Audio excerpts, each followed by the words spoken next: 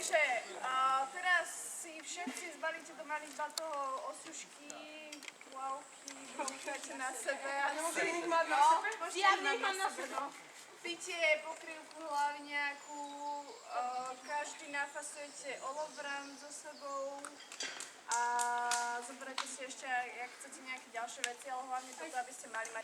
Tento tábor sme pripravili táborovú hru, celotáborovú, v ktorej Asterix a Obelix zachraňujú Kleopatru a plavia sa do Egypta, teda do Banskej Štiavnice, kde zisťujú otázky a zisťujú vlastne stopy, po ktorých sa vydávajú do Ríma, kde budú hľadať ešte ďalej, až nájdu Kleopatru a zachránia ju.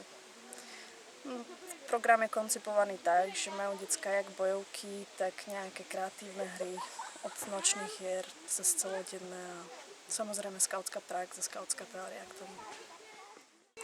Na tábory chodívame väčšinou na 2 týždne, tento rok ideme iba o pár dní menej, na niečo vyššie týždňa, pretože sme nejak nestihali organizáciu, tak sme si vybrali táborisko Hodruša, kde ideme s tým, že už ideme len do programu a s jedálničkom. A ináč naša tradícia bývala taká, že sme chodievali každoročne na Mojtín táboriť, kde sme mali všetko, čo sme potrebovali. Tábor sme si sami postavili, bývali sme tam, sami sme si ho zbúrali a odišli domov. Väčšinou máme na tábore 25-30 detí a posledné roky to bývajú zmiešané tábory, jak skautky, tak aj čielky a vlci. Toto táborisko, na ktorom táboríme tento rok, tak sme s ním momentálne celkom spokojní, hlavne nám vychádza počasie, to je asi ten najväčší plus. Ale ináč vybavenie je celkom v pohode, kuchyňa, trošku síce boli tam nejaké problémy s vybavením kuchyni, ale zase na druhej strane skauti, čo sa tu o nás starajú, tak nám vyšli v ústrety a snažia sa nám zabezpečiť všetko, čo potrebujeme. Ináč je veľká výhoda to, že proste prídeme do stanov a hneď môžeme začať táboriť. A na začiatku, keďže sme išli ako prvý skautský tábor, tak sme si ešte dorábali nejaké potrebné veci a tak si to tu zutúľňovali. Ale určite je super to, že tu všade je veľa dreva, takže s drevom není problém a je to rýchlo zabezpečené, takže to nezabere pol dňa ako na niektorých iných táboriskách.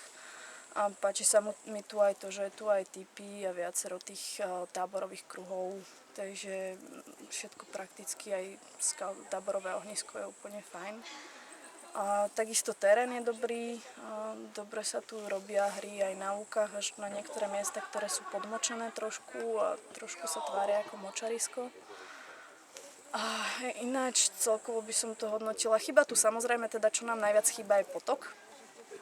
Pitnú vodu vozíme teda z Banskej Štiavnice, nám vozia a my sme zvyknutí na táborisko s potokom, čo v takýchto párnych dňoch, ako je dneska, veľmi chýba, keď sa decka nemajú kde odšvachtať a len tak si zahrať šusovku.